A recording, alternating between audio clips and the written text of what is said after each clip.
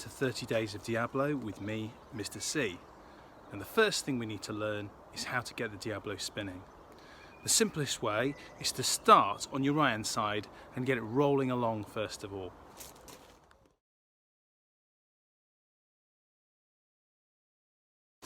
Once it's starting to move, suggest to start with, we tap with the right hand stick.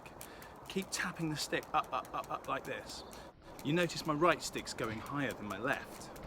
By doing this, I'm adding spin, and when I add spin, I add stability. If you find that the Diabolo starts to tilt away from you, tap towards you. If you find that the Diabolo is tilting towards you, tap away from you. When you're starting out, if the Diabolo begins to turn one way or the other, move your legs around so that your feet are in a line with that cup.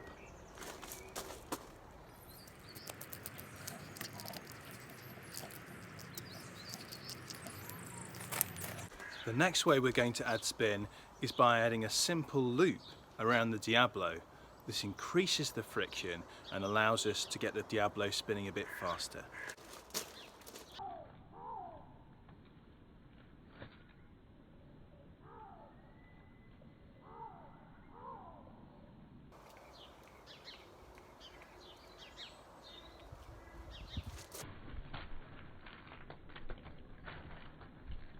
The last way we're going to add spin to the Diabolo is by whipping the back of it. By doing this, we're creating a lot of spin on the Diabolo, and like we've said, spin is stability. So let's see how that's done. Start the Diabolo on one side, and to start with you can bring both sticks to the other side, launching the Diabolo into flight. And I'm going to use my right hand to go over and then under, over then under.